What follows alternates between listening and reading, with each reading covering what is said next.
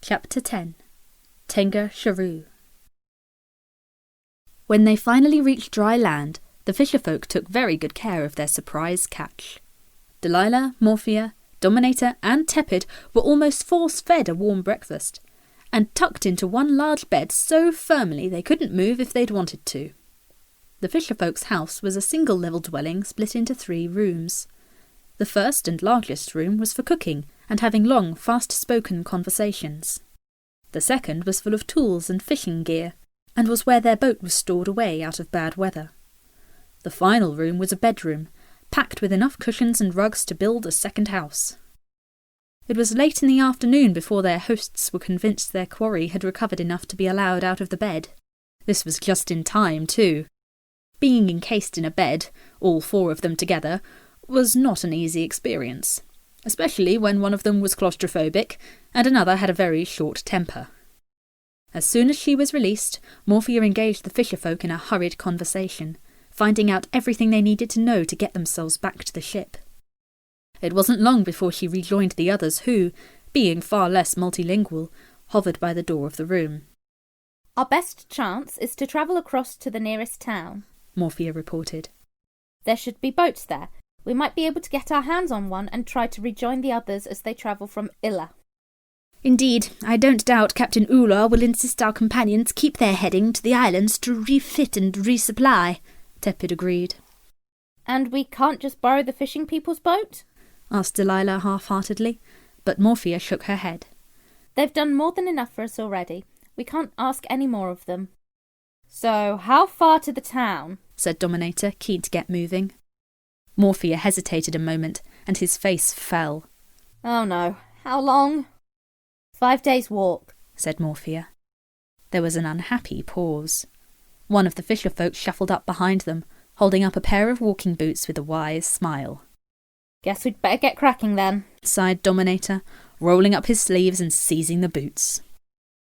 They wished they could give better thanks to their hosts for their generosity.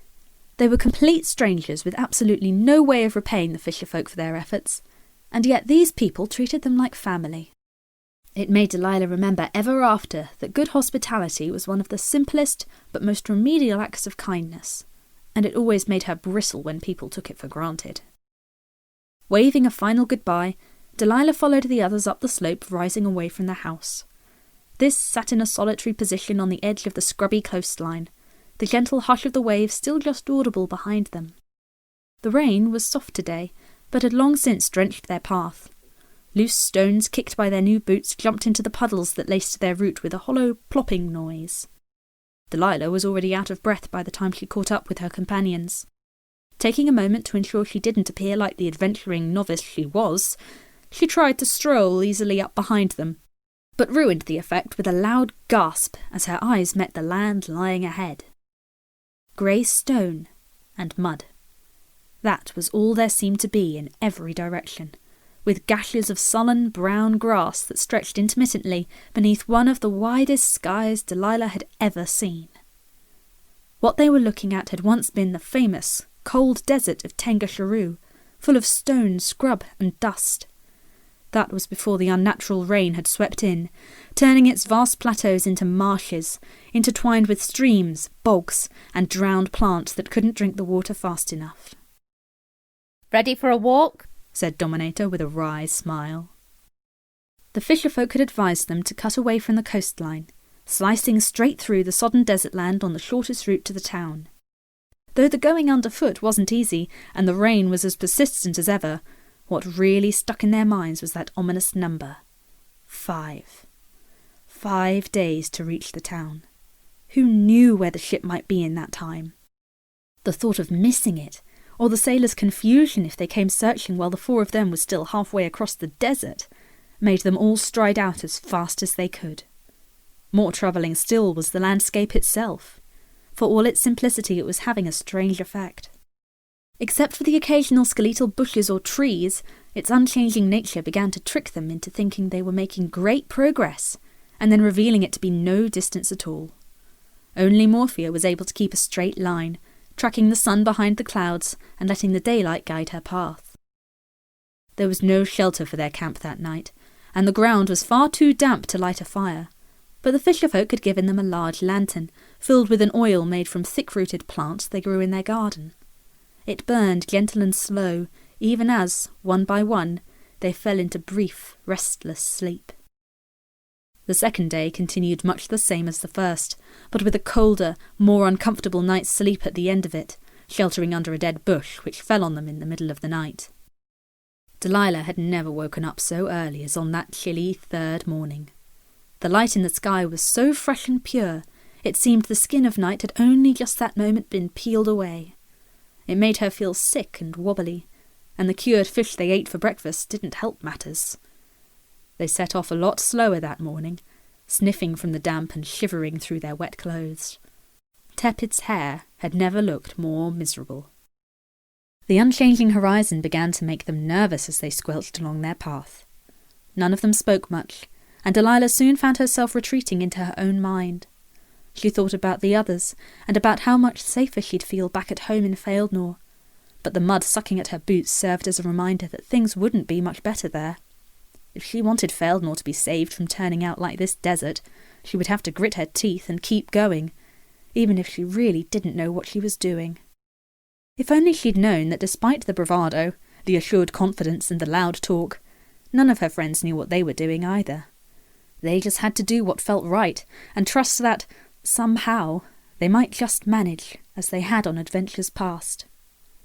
Delilah's stomach growled unsteadily, and she wished she had Bligh with her. Even though she knew he'd get wound up worrying about their situation, she was sure if he was there she would feel better. The wind picked up. Tepid looked over his shoulder and saw Delilah had fallen behind. "Rather breezy, isn't it?" he called, waiting for her to catch up. Yes. Thank you, Your Highness, sir," panted Delilah, not quite sure how she should be addressing the Prince of Nausea. Tepid leaned down to her level. "You know, having travelled this far amongst you, been stranded at sea, rescued, and now trekking across a thoroughly unhappy desert, it is safe to assume I am off duty as Prince right now." Of course, sir?" "Fair Sovereign will do just fine." "Oh." Delilah flushed and apologised, but Tepid shook his head, smiling. "I was making a small joke, Miss Delilah, as you seemed rather glum." "Oh." "Can I presume you are suffering from cold sickness, homesickness, lack of blue ghost sickness?" "And fish sickness," said Delilah, her stomach adding another vocal complaint. "Ah, well, I do believe we are all feeling much the same," said Tepid, removing an obtrusive strand of hair from across his face. "Though I must exclude the obvious heartache towards your dear ghost. I mean, truthfully, Aluiciuous isn't a bad fellow under all that blueness, but I don't think I really feel quite that way about him." Delilah snorted in spite of herself. A bit too hard, actually, and hastily wiped her face on her sleeve. Something began to appear in the distance on their left. It was at least a mile away when they first spotted it, but as they drew closer, the ground climbed upwards, and they could see a collection of towering rocks, carved by time and winds into a cluster of interlinked chimneys, each laced with holes. The wind was stronger now, and as it blew, the rocks hummed with a thronging chord, filling the open air with strange sounds almost like music, sometimes faint, and then sometimes loud as flurries of gusts swept through them. "I decree we rest here tonight," said Dominator. "We should keep going," objected Morphia. "No offence, Morphia, but I've known you not to sleep for days when you're set on something," the prince replied. "But if I don't have a dry night's sleep, I will go mad and probably do something that will embarrass everyone." Dominator said it like he meant it. Morphia soon realised she would be outvoted, and settled for scowling at him while he climbed to the nearest hole in the rock. Most of these were too small, even for him, but eventually they found a sheltered alcove midway up one of the towers of stone. It was still very chilly, but it was dry. That night the wind became a rushing gale that whistled and whined around the tall rocks, driving the thin sheets of rain mercilessly across the wide plains around them. Even Morphia had to admit she was glad they stopped when they did. Dominator was already working up a magnificent cold, and his competitively loud sneezes punctuated the din, rattling the stone above them. Delilah didn't feel so well, but it wasn't caused by the cold or their meagre supper. She'd been feeling strange and lonely all evening. Most of all, she missed Bligh. Part of her knew he was absolutely fine, but another part of her didn't listen to the first part and worried about him terribly, even though there was no obvious reason why. A third part was slowly realising if she wanted to overcome these feelings, it would be up to her to cheer herself up. But it wasn't easy. She wriggled a little further into the alcove, curling up tighter. She needed Bligh to be there, being his usual calm self, daydreaming and making daft comments. But he was on his own adventure. Delilah knew she couldn't expect somebody to act in a particular way just to make her feel better. People were their own people. Tepid shuffled over, having given up trying to subjugate his hair, which was unlikely to willingly return to its tame, well-behaved state any time soon. "Still a little queasy." "Tired," Delilah replied, rubbing her eyes. Tepid thought she looked utterly dreadful, but was too much of a prince to tell her, off-duty or otherwise. "I miss Gio too," she said quietly. "But no one said being in love with someone is this much work. There's never any mention of how much you worry, how heavy it feels when you can't be with them. All the stories paint it as happily ever after, but..." She curled up tighter. "I miss him, and it actually hurts. Love is strange, isn't it?" Tepid gave her a peculiar look, and, for a brief moment, the usually well-concealed cogs of his mind could be glimpsed turning. "Love? I don't think I have the right to speak on the subject," he said thoughtfully. "But I will say... Yes, I think there is a far wider scope to it than most dear people think. Romance, that's just one of its many forms. Love is infinitely more complex than, say, kissing a princess and riding away into a well-placed sunset, as it is so often promoted. And if you make that particular missold notion as your only summit worth climbing, the only goal where all other dreams end and life completes itself, you will be missing out on a very great deal." He smiled kindly, and the curtain closed on the cogs before Delilah could quite process what he'd just said. "Besides," he stretched, "this hardly seems like the time for all this introspective stuff. I'm on holiday—" Dominator sneezed. "We're on an expedition," Tepid continued. "And I believe you mentioned you were tired. I will let you get some rest." He gave her a pat on the arm and toddled back to his corner of the alcove. But Delilah didn't rest that night. Strange goings-on were happening all around the high chimneys in the dark. The wind rushed in a swirling torrent through the black desert sky, and queer voices whispered through the whistling stone. Opening a sleepless eye, she could see the makings of a thunderstorm brewing far away across the empty land. Every now and then the clouds lit up in distant purplish-white flashes, though there was no thunder to be heard. Delilah rolled over in another attempt to capture some elusive sleep, but her heart began thumping in her chest. The wind grew ever stronger. When she opened her eyes again, the storm had travelled a remarkable distance, and was now hanging almost right above them. One flash almost blinded her, and she shut her eyes tight. When she dared to reopen them, she thought she saw Morphia sitting high on top of their chimney, the wind blowing all around her. She seemed to be talking, but it was too dark and the noise of the wind too loud for Delilah to make out the words. The sky flashed again, and the noise of the thrumming stone, the roaring gale, and the eerie whispers made Delilah cover her ears. As the invisible chaos howled around them, another blaze of violet light illuminated Morphia as she stood up, still making her case to the air, and then pointed right at Delilah, who stayed frozen where she lay, not daring to make a sound.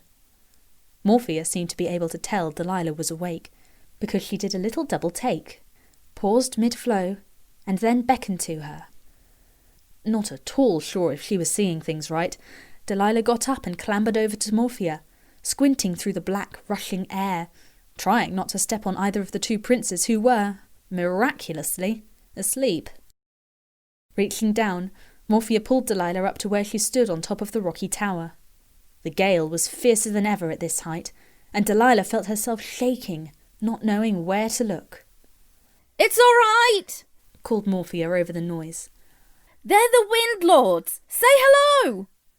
Hello?" Delilah shouted weakly into the air. The wind rushed towards them, stealing her words away. Her voice was swept up into the dark, clouded air where whispers surrounded her words, listening to them with invisible ears. Then snatches of soft, song-like voices drifted back to her through the confusion, like a fond greeting to a long-unseen family member. "This is the White Queen's daughter," Morphia called. "What I've told you is true."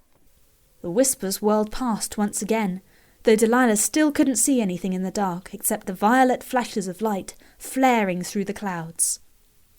"They're going to help us," shouted Morphia, turning back to Delilah. "Wake the others." Delilah scurried back down the rock, and soon the two princes were standing, bewildered but alert in the dark. Morphia pulled them up on top of the rock to where she stood, the wind rattling their clothes and tugging their hair across their faces. "No, leave the lantern," she shouted through the din. "We have to hold hands. Don't let go and don't question anything. Just do exactly as I tell you." "Why are we awake?" yelled Dominator. "I can't see a thing." "It's better that way.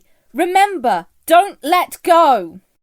Delilah felt Morphia take hold of her hand in a vice-like grip and heard her voice beside her. "Now start walking." "Which way? There's no room," someone spluttered. "Don't ask a single question. Step forwards now." Delilah felt Morphia pulling her. All of her wanted to resist, her heart tumbling in her chest. There was a 30-foot drop all around them. They were going to plummet down any second. But Morphia was too strong. Delilah had no choice. She screwed up her eyes tight, held her breath, raised her foot, and stumbled off the rock into thin air. They kept walking. The wind was so strong Delilah could barely draw breath again. Morphia was somewhere in front, pulling her forwards by her hand. Dominator was gripping so hard to her other hand Delilah thought her fingers were going to snap. The force and the wildness of the inescapable torrent of air was terrifying. It was like standing underneath an immense waterfall with her face turned upwards into the flow. All was darkness, scorched by the searing bursts of purple light. Time lay shredded behind them. Where they were, how long they walked, how much longer Delilah could keep breathing, all was torn to pieces in the invisible chaos. Was it a trick of her mind, or was the noise growing a little softer now? The onslaught of air on her face was lessening. Her head was swimming, but she could almost open her eyes. The next thing Delilah knew, she was slowly lifting her head from soft, damp mud, taking in heavy, shuddering gasps of cold air as the gentle light of day trickled through the spitting rain.